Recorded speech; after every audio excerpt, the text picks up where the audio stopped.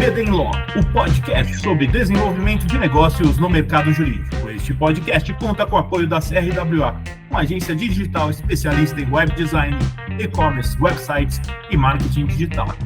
CRWA, há 14 anos entregando performance e resultados de comunicação. TKRA Contabilidade, a contabilidade certa para o crescimento da sua empresa. Já ouviu falar em Legal Design? Não? Procura por Bits Legal Design, criando documentos que qualquer pessoa entende. O mercado de criptoativos e tokenização tem se consolidado como uma das principais frentes de inovação no cenário financeiro global, impactando não apenas investidores, mas também empresas e governos. As criptomoedas como Bitcoin e o Ethereum abriram caminhos para a criação de um ecossistema descentralizado, enquanto a tokenização, que consiste na conversão de ativos físicos ou direitos em tokens digitais, amplia as possibilidades de liquidez, fracionamento e democratização de investimentos. Este movimento vem transformando setores como imobiliário, artístico e esportivo, além de impulsionar o surgimento de novas formas de financiamento e governança, como as finanças descentralizadas e as organizações autônomas descentralizadas. No entanto, apesar do potencial disruptivo, o mercado ainda enfrenta desafios regulatórios, volatilidade e questões relacionadas à segurança, exigindo cautela e amadurecimento tanto por parte dos players quanto dos órgãos reguladores. Este é o tema do nosso episódio de hoje, aqui no BD Law, o podcast sobre desenvolvimento de negócios no mercado jurídico. Sejam muito bem-vindas e bem-vindos. Eu sou seu host, Gabriel Bedini, especialista em desenvolvimento de negócios no mercado jurídico. Estamos aqui com Yuri Nabeshima, advogada que atua em direito bancário, fintechs e ativos virtuais no Demarest Advogados. Além disso, ela é pesquisadora no Legal Grounds Institute e presidente da Comissão de Inovação e Tecnologia no IBRADIM. Ela é bacharel e mestre em Direito pela USP. Yuri, seja muito bem-vindo e obrigado por topar o nosso convite, viu? Oi, Gabriel. É, na verdade, uma grande honra estar participando desse podcast, que eu já acompanho há bastante tempo e sou super fã. Ah, Yuri, obrigado, viu? Muito feliz em ouvir isso. Yuri, queria que você contasse um pouquinho da sua trajetória, como que você foi parar no direito? Olha, Gabriel, essa é uma pergunta muito engraçada. Eu confesso que nunca fui uma pessoa vocacionada ao direito. Ninguém na minha família era advogado. Meu pai, ele é matemático. Ô, louco. A minha mãe é nutricionista. O meu irmão juntou as duas coisas. Ele virou engenheiro de alimentos. Nossa. E eu fui para o outro lado, eu fui para o direito. Então eu sou a do contra da família, né? E na hora de escolher o direito, eu estava na fila para fazer a inscrição da FUVEST e eu não sabia o que preencher. Juro para você, eu fui preencher qual que era o código justamente na hora de entregar. E eu só pensei assim, eu preciso de alguma coisa que talvez eu consiga mudar de ideia se for necessário, que me dê oportunidades e alternativas. Eu falei, quem sabe o direito, né? Pelo menos eu vou aprender bastante coisa que pode ser útil até para a minha vida civil. E aí eu fui para o direito. E eu confesso que um dos motivos também de eu ter escolhido direito foi que eu pensei, quando eu for estudar, se desse tudo certo, passasse na FUVEST, a cidade universitária era muito longe. Uhum. Aí eu falei, bom, São Francisco fica no centro, eu posso ir de metrô. E aí eu fui lá e escolhi direito, né? Então, deu certo sem querer. E no final eu acabei gostando. E aí frequentou o porão da São Francisco lá, não? Nossa, bastante. Eu gostava. É uma época, assim, memorável. Né? São Francisco deixa bastante memórias. É bom. Eu tenho uns familiares que passaram na São Francisco, estudaram lá e sempre são muito fãs de lá. Então é muito legal ver essa sua história. E eu li muito curiosa isso, porque você foi aí a primeira da família, então, nessa área, né? Exatamente. E até por isso eu sou advogada da família, né? Qualquer coisa, preciso no cartório, vou falar com a Yuri. Então é assim que funciona. Mas não tem nada a ver comigo, mas não tem problema, você é advogado, então a gente acaba vivendo com isso. Com certeza. Yuri, vamos lá, direto no ponto. Para você, o que são as criptomoedas e como que elas funcionam de forma simples? Para quem não conhece sobre o tema e também quer se familiarizar. Bom, criptomoedas a gente pode entender como ativos virtuais, representações de valor que funcionam como moedas fiduciárias, né? Essa é a ideia. A ideia é que você tenha aqui ativos virtuais que sejam transacionados e possam ser utilizados como meio de pagamento. Então, em um resumo, essa seria a ideia. Então, você poderia fechar negócios utilizando criptomoedas como forma de pagamento, no lugar de moedas fiduciárias, que Beleza. seria real, dólar, enfim. Uhum. E o que significa, por exemplo, o termo tokenização que a gente falou aqui, e como ele se aplica no mundo dos negócios? Então, E aproveitando, é a mesma tokenização coisa que criptomoedas, são coisas diferentes? é uma pergunta que a gente sempre recebe quando a gente fala sobre esse tema, né? Criptomoedas, o nome diz, né? Cripto é por causa de criptografia. Uhum, E moedas é porque você faz referência ao papel da moeda, né? A ideia uhum, de você usar como meio de pagamento. Quando a gente fala de criptoativos, você fala de ativos que são criptografados. Então, eu falo que criptoativos seria o gênero e criptomoeda seria a espécie. Né? Então, quando a gente fala de um criptoativo que é utilizado como forma de pagamento, que é aceito como forma de pagamento, você fala em criptomoedas. E aí a gente fala de Bitcoin, Ethereum, até a moeda do Trump, eventualmente. Então, a gente vê aí várias utilizações de criptomoedas como formas de pagamento. E de outro lado, você tem os criptoativos, como eu disse, como um gênero, onde você pode ter várias formas de representação virtual de um ativo. Então, você não necessariamente utiliza os ativos virtuais como forma de pagamento, você tem outras utilidades. Então, um exemplo que muitas vezes é mais próximo das pessoas que eu falo é os fan tokens.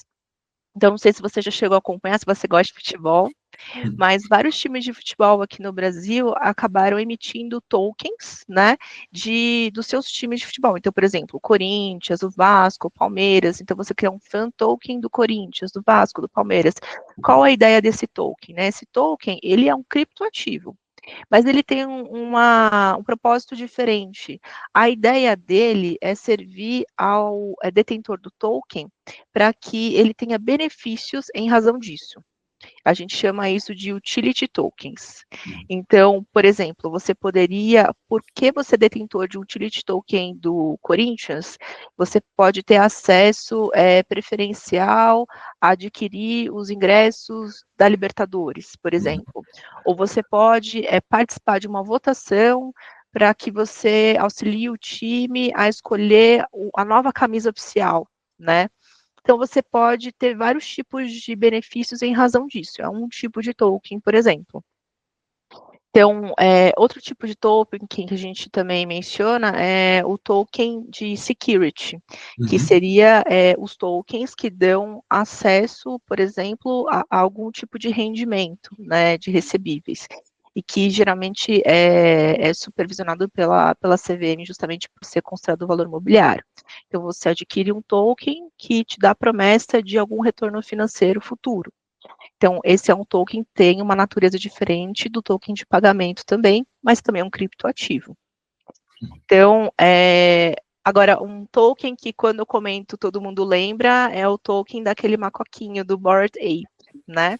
Sim. Que ficou conhecido como o token do Neymar, né? É Então, isso mesmo. aquele token, ele é bastante emblemático, que a gente chama de NFTs, que é o Uhum. Non-Fungible Tokens, que são os tokens não fungíveis.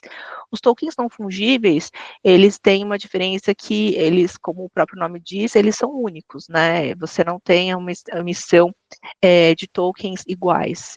Ele teria essa qualidade de só você seria detentor daquele token. E assim, no caso especificamente do Bored Ape, todo mundo me pergunta, Yuri, para que eu vou gastar, tipo, milhares de reais numa figurinha de um macaquinho, entendeu? E eu tava conversando com um amigo meu, e esse meu amigo, ele adquiriu esse token Bored Ape. Uhum. E ele falou que pagou realmente um valor alto, né? E eu perguntei assim, mas vale a pena? Ele falou, Yuri, ele se pagou em 2 meses. Caramba, que legal. Aí eu falei assim, mas 2 meses, Yuri? Tipo, como assim, né? Aí ele falou, Yuri, é simples. Ele te dá acesso a pessoas. Ah, Então você pode, por exemplo, estar num jantar com o Neymar, tipo, num lugar da Europa, um jantar exclusivo. Então ele te dá acesso a oportunidades de negócios que fazem com que você tenha esse retorno. Olha faz só o que poder. bacana. Então, assim, dependendo do token, da natureza do token, você pode ter algum benefício, seja ele de pagamento, seja ele como token um fan token, né, que também pode ser usado, por exemplo, parte musical, então bandas que emitem tokens para você, como foi poder ter acesso a um show, poder visitar o camarim, então assim, jantar com o seu ídolo. Então a gente pode ver assim uma infinidade de experiências que você pode ter acesso justamente porque você adquire um token. Então depende muito do que você quer. O mercado é muito diverso. Sabe o que eu lembrei? Eu não posso estar viajando aqui, onde você é especialista. Eu lembrei dos crowdfundings, porque quando você vai lá, faz esse investimento, você tem direito a uma série de coisas, né? Mas são coisas completamente diferentes, certo? Ou estou viajando aqui? Então, quando a gente fala de crowdfunding, a ideia é que você investe, né, um valor, geralmente um valor menor, assim, e para ajudar uma captação de um investimento. Certo. Seja para um projeto específico, enfim, que você tem interesse. E aí, geralmente, você tem um retorno a partir disso. Então, você vê muitos projetos, até de podcasts, né, Gabriel, em que você abre um crowdfunding para poder financiar o seu projeto. É bastante comum.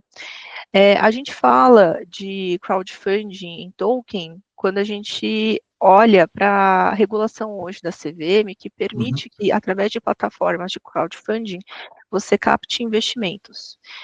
Tem um determinado limite de valor, mas justamente é para você poder viabilizar projetos que, de outra forma, você não conseguiria, porque você teria uma grande dificuldade de acessar isso via mercado de capitais. Então, quando a gente fala de emissão de debêntures, enfim, né, você tem aí uma série de custos que eles são inviáveis para um empreendedor, né, comum, e que tem um projeto com uma escala muito menor. Então, quando a CVM olha para esse mercado de crowdfunding e vê nessas plataformas uma possibilidade de você viabilizar esses negócios, a gente pode fazer isso através da tokenização. Então, emitindo tokens, né, através dessas plataformas que permitam você experienciar esses benefícios que são prometidos em determinado projeto. Então, em resumo, seria isso. É sensacional. E, Yuri, eu queria saber, voltando na parte das criptos, ela aceita com uma forma de pagamento legal no Brasil, as criptos, e eu queria saber o que uma empresa deve considerar antes de fazer isso. Bom, primeiro, a gente reconhece hoje, né, os criptoativos como uma forma de pagamento, as criptomoedas, né? A gente teve a regulamentação disso recentemente, né, com o Marco Legal dos Criptoativos, que identifica o ativo virtual como um meio de pagamento. Então, a partir disso, é lógico que a gente ainda está aguardando uma regulação, né, mais detalhada do Banco Central relacionadas a isso, que muito provavelmente vão sair agora no final do ano, talvez no momento da publicação desse podcast, a gente já tem um cenário completamente diferente, né? Mas a gente está aguardando isso nesse momento. Então, como isso vai se desdobrar? Mas quando a gente fala hoje de pagamento em criptoativos, isso já é uma realidade no Brasil e no mundo. Você tem hoje já uma lei que viabiliza isso, que consegue ver isso como uma operação legal. E você também tem a própria Receita Federal, identificando as operações utilizando criptoativos de forma regular, inclusive tributando essas operações. Sensacional. E, Yuri, queria saber quais os cuidados que uma pessoa deve ter antes de investir em criptomoedas ou tokens. Aqui eu não estou falando de grandes investidores, estou falando de uma pessoa que nem a gente como a gente. A gente fala que a gente tem que ter muito cuidado, né? Porque eu brinco quando eu falo que eu sou uma advogada que fala sobre cripto, que eu não sou a Deolane, né? Porque as pessoas, elas já olham com super desconfiança, né? Sim. Nossa, Yuri, você mexe com criptoativos, né? Essas coisas que envolvem lavagem de dinheiro, e assim, pelo contrário, né? A ideia de você ter operações com blockchain é justamente permitir uma rastreabilidade, uma transparência nas operações, é justamente o contrário do que a gente está falando. Então, o problema não é a tecnologia, mas propriamente a forma como as pessoas utilizam a tecnologia. E quando você fala do investimento em criptomoedas, a gente tem que ter muito cuidado porque é um mercado bastante volátil, Então, você não sabe exatamente quanto vai valer essa moeda exatamente daqui a algumas horas. Então, acho que o caso mais emblemático que a gente pode até mencionar é o caso da moeda do Trump, né? Que acabou sendo emitida por um valor absurdo e com poucos meses ela caiu, né? Em poucos dias ela caiu, né? A moeda do próprio Milei na Argentina também teve esse mesmo efeito. Então, acaba sendo um mercado bastante arriscado para quem gosta de arriscar em formas de investimentos diferentes. Então, é preciso olhar exatamente para o emissor, entender qual o projeto por trás da criptomoeda, ver quem são as pessoas, né, que estão pensando no projeto, porque muitas vezes você já conhece se a pessoa é respeitada no mercado, se ela está comprometida com projetos que realmente eles têm um sentido, eles não são apenas predatórios, né, é uma forma de simplesmente pegar dinheiro do mercado e fugir. E a gente vê também em relação à própria escolha das exchanges que você opera. Então, a gente teve um caso bastante emblemático na MTGOX, foi uma exchange japonesa, uma das primeiras do mercado, que ela foi fundada em 2010 em Tóquio, e 4 anos depois ela entrou em falência e deixou muitas pessoas no prejuízo. Foi o primeiro grande caso, assim, de exchange que quebrou. E a gente vê nesse caso especificamente a preocupação que isso gerou no mercado, de forma que o Japão foi o primeiro país a estar regulando essa matéria de criptoativos, visto o prejuízo que causou no mercado, né? E isso a gente acha que foi 2010, então o mercado já está bastante evoluído desde então. A verdade é que não, né? A gente está falando agora de regulação no Brasil, né? A gente teve o caso recente da FTX também, 2, 3 anos atrás, que também era uma das maiores exchanges do mundo e também acabou quebrando. Então, a gente tem que olhar com bastante cuidado. Eu falo sempre que, assim, o criptoativo, a criptomoeda, ela só está segura quando ela está com você na sua wallet de fato, né? Então, quando você tem uma exchange, é lógico que você tem que sempre olhar para as que são sérias e que têm renome no mercado, mas o fato é que se você puder ter a sua própria custódia, olhar para isso e tomar as cautelas necessárias, talvez seja o caminho mais seguro. Sensacional. E Yuri, eu queria saber também, para quem quer entrar estudar mais sobre cripto e advogar, né, nessa área, o que você recomenda? Olha, eu acho que hoje a gente está vendo até alguns cursos, né, relacionados a criptoativos, né, mas é uma matéria muito nova, né, a gente está falando, não tão nova assim, vamos falar que Bitcoin surgiu em 2008, né, a gente fala que é novo, mas não é tão novo, Bitcoin é de 2008, mas a gente acaba tendo mais um olhar para isso recentemente. Então, acho que para os advogados é uma área em expansão, né, e é um momento bem interessante de se aprofundar nisso e estudar. Eu acho que as operações envolvendo criptoativos vão aumentar. E o que eu posso dizer é se especializar no direito mesmo, porque o direito, ele é o mesmo, né? A gente está em desenvolvimento agora, mas o que a gente tem hoje, sem ter uma regulação específica, é o direito em si. Então, muitas das estruturas jurídicas que são utilizadas em criptoativos, acabam sendo tradicionais, usando a criatividade jurídica para estar criando estruturas que viabilizem as operações de forma legal. Né? Então, não tem mágica, é realmente usar as ferramentas que a gente tem hoje para poder viabilizar o negócio do cliente. Beleza, muito obrigado. Yuri, eu gostaria de agradecer a sua presença aqui no Bedem Law e por ter compartilhado a sua experiência com a gente. Eu queria saber se você tem algum contato para deixar, o pessoal quiser conversar com você. Bom, meu contato, acho que pelo LinkedIn, acho que é mais fácil, é Yuri Nabeshima, vocês podem me encontrar lá. E eu fico super à disposição para bater um papo, tomar um café e tirar dúvidas sobre o assunto. E gostaria também, obviamente, de agradecer Gabriel, né, pela recepção aqui no podcast, e estou muito feliz de estar aqui com você hoje. Eu também, viu, Yuri? Adorei a conversa e aprender com você, viu? Pessoal, a gente vai ficando por aqui. Não deixe de nos seguir nas redes sociais. Estamos lá no Instagram, no @BedemLaw, e no meu LinkedIn, Gabriel Bidini, onde vocês vão encontrar conteúdo sobre desenvolvimento de negócios. e mercado jurídico. Este é o BD Law, podcast sobre desenvolvimento de negócios no mercado jurídico. Nos vemos no próximo episódio e até lá. BD Law, o podcast sobre desenvolvimento de negócios no mercado jurídico. Este podcast conta com o apoio da CRWA, uma agência digital especialista em web design, e-commerce, websites e marketing digital. CRWA, há 14 anos entregando performance e resultados de comunicação. TKRA Contabilidade, a contabilidade certa para o crescimento da sua empresa. Já ouviu falar em Legal Design? Não? Procura por Bits Legal Design, criando documentos que qualquer pessoa entende.